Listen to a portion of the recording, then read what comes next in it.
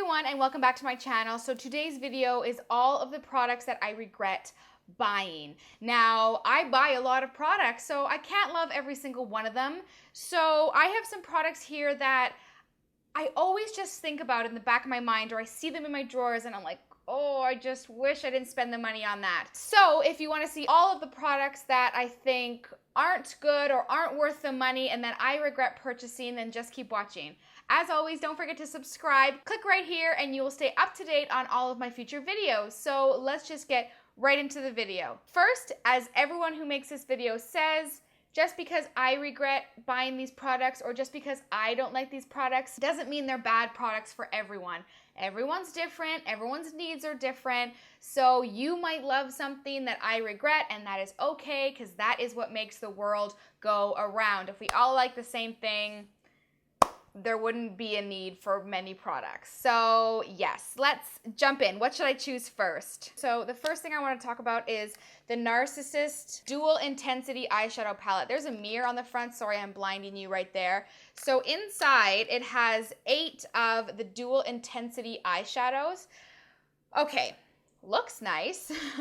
I love their dual intensity eyeshadow in Himalaya or something like that, which is this one right here. It's like a taupey bronze color. I love that. There goes the brush. I love their dual intensity eyeshadow. So when they came out with this, I think it was last Christmas, this was like limited edition. When they came out with this, I was like, yes, I gotta get it. I gotta jump on that bandwagon. I swear the formula of these ones is very different. And this palette was like $90. Why did I do that? I'm so stupid.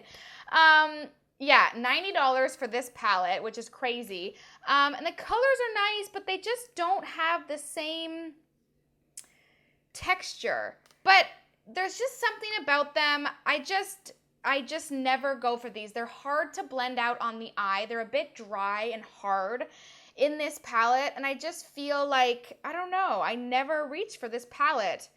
So even though the colors are nice, like they're just hard to blend, hard to work with, and like these swatch really well, but they're just very dark colors. Like these 4 right here, I mean, I'm not really gonna put them all over my lid. They're very, very dark. These 2 like light shimmery ones, like barely show up. They're just kind of like shimmery colors, and like, you know, I don't know, they're okay. And this one's just like a shimmery gray. I just feel like I have these type of colors in other palettes, so I don't know why I spent $90 on this, and I honestly don't even know anyone else who has this, so I definitely regret buying it, but I do like the dual intensity eyeshadows. Okay, the next, I'm just gonna stick with palettes for now. The next palette I regret purchasing is the Smashbox Full Exposure. This just doesn't do anything for me. You know, I like the idea of it. It reminded me of the Lorac Pro, which is my favorite. It has a row of mattes and a row of shimmers, but all of these shimmers are like chunky glitters, so I really never use them. Like, they're all okay, they're just not that pigmented. Like, here's one of the browns. You know, you can barely see that one. Let me try to go for this darker brown. It's just a bit patchy, as you can see right there, so I have way better mattes and I have better shimmers. Like these, look, that's the shimmer right there. This is the shimmer one. Like, it's not really pigmented, it doesn't really do anything, it doesn't really have a lot of color. I know you can use them wet, I think wet or dry, but I don't know. It's just kind of like a basic palette. I love the color range, but the pigmentation and the quality is just not the best. It's not bad. I just have better stuff in my collection, so I really don't think I've ever used this. Maybe once when I first got it. Another palette is the IT Cosmetics Naturally Pretty palette, and I don't like the packaging. It's this weird like felt pink thing. And inside it is all matte shades with like a transforming pearl. You're supposed to put it over top of these colors and to make them shimmery. And in theory that makes sense, but adding like a white shimmery powder over top of like a blue doesn't really work that well.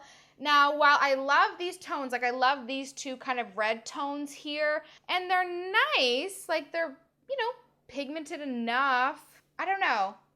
Like it's just okay. It just doesn't really excite me in terms of matte palettes. There's just way better matte palettes out there, and I honestly, I never, ever use this. They're just like, they're kind of chalky, not really pigmented at all, so I don't even know if they sell this, but I would skip on it. Okay, some face products I regret, and this one might cause some drama. I regret buying the Makeup Forever Pro Sculpting Duo, and this is in number 2. Everyone went nuts for this because of this gold highlighter. No one liked the bronzer, but everyone loved the highlighter. And it is a beautiful highlighter. It is like intense, intense liquid gold. Like, you can kind of see it right there. It's just so intense, but I never reach for it because I like my Laura Geller Gilded Honey better. I love my Champagne Pop better. I just have better gold highlighters than this one, and this one's a bit like stiff. It is beautiful, and since I never use the bronzer, I'm just like, what's the point of this? And this was probably like $45. It's not cheap, so I would rather just get the Laura Geller Gilded Honey one, which is exactly the same as this, or like the MAC one. So yeah, just kind of never reach for this. Okay, another thing is the Marc Jacobs Dream Filter Instamark. Look how big this thing is. It's like, and inside is like a contour duo. Now this thing is huge, and I know some people love it. Actually, the mirror's great. Actually, I should just use it for the mirror. These are nice powders. I just feel like this came out before the whole contouring craze came out, where every brand now has like a contouring palette. So I got this, but now I just never reach for it. You know, they're soft and silky powders. I just use my Kat Von D more. This contour is very red toned. Let me see if I can get a better swatch. This contour is more like a bronzer. It's very red toned. It's very warm. So it's more of a natural contour on me. The highlighting shade is nice. It's like a pinky white highlighter. So it is nice. I just find myself, you know, now that there are so many other colors that you can really find your exact shade, this just isn't the perfect tones for me. It's a bit too light and it's a bit too pink. And this ain't cheap. It is Marc Jacobs. So I would skip this one. I would just go for the Kat Von D because then you have all the shades in there and you don't, you know, I don't know. There's just better ones. Oh, okay. This thing, oh my goodness. The Tarte Colored Clay CC Primer. This is like a little priming stick that has like foundation color, and it has purple and green in it, and you're supposed to like put it all over your face, and when you do, it just like all blends together to become foundation colored. Like there's really nothing green or purple about it, but it's supposed to color correct. I don't know. I don't like that it's in its stick. It just is awkward to put on, and it doesn't blend well, and it's just like you're practically putting like foundation on. It doesn't color correct. It doesn't make your makeup last any longer. And now with all the color correcting stuff going on, you don't really need this. I just think it's kind of silly, and I never wear it because it doesn't help my makeup. It doesn't cover anything up. It just like sits there on my skin and doesn't do anything. And I don't hear anything about this product on YouTube, so it's kind of a dud for me. Okay, next product is the NARS All Day Luminous Powder Foundation. It looks like this, and it is their powder foundation. Has a sponge under there. Nice mirror. I used to wear this all the time. This, unfortunately, gets so cakey on me. Maybe if you're really, really oily, this would work for you, or you just wore it as a powder foundation with no foundation underneath. But I like to use a foundation and then set my makeup with a powder foundation. So this was just so cakey and like chunky, and you could see it. And yeah, it's like a really, really heavy-duty, thick powder foundation. So if that's what you're looking for, you'll probably love it, but I don't use it, and NARS is not cheap. I think this was like $50. Don't like it, but I love NARS, so you know. Another face product is the Lancome Cushion Foundation. You know, you've seen all the cushion foundations. This is what they look like. This one, honestly, is so strange. The color is so orange. I have 250 Bisque W. It's so orange, and it just is so strange. This doesn't cover anything on my face, but it like puts a nice orange cast over everything, which is so weird. And then when I found the L'Oreal cushion, like I just think there's better cushions like the L'Oreal one. This one is it's just a weird formula. It doesn't give you any coverage. It doesn't feel moisturizing. It just kind of sits on my skin and like just makes you look like you have foundation on that didn't give you any coverage and didn't make your skin look any better. And again, Lancome. Not cheap, so that one's no good. What else? Oh, this might cause some drama. The NARS Pro Prime Smudge Proof Eyeshadow Base. So many people swear by this. Maybe I got a bad one. I don't know. It made my eyeshadow like all chunky and like stick, and it didn't make my eyeshadow blend out any better. Honestly, my eyeshadow looked way worse after this. Maybe it helps your eyelids from creasing, but if your eyeshadows don't blend, it's all just gonna look bad anyway. So maybe I got a bad one, like I said, because I know some people people swear by this, but it just, my eyeshadow will not blend when it's over top of this. Like, maybe I'm not wearing it, maybe I have to set it. If you have it, let me know what the key is to this, because it didn't work for me. Okay, onto some lip products. I have 2 of the YSL Rouge Volupté Shines.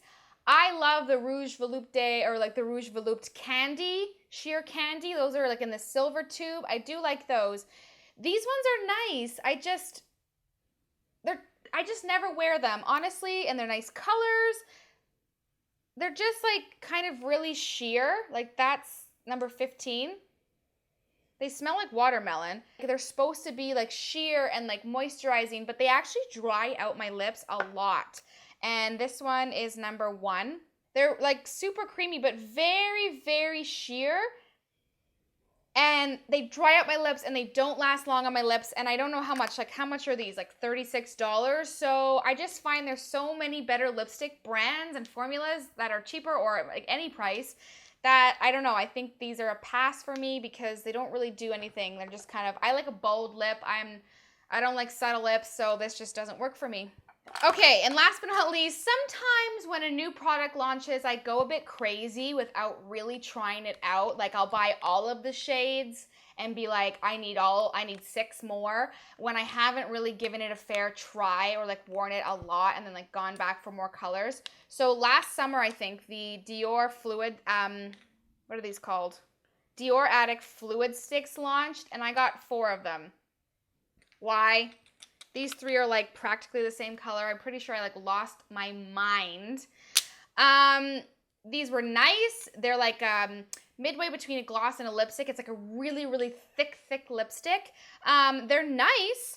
I just never reach for them. I don't know why. I guess, oh, and now I think they've gone bad. So now it's like, look how chunky that is. It's like super, super chunky. They actually smell really bad now.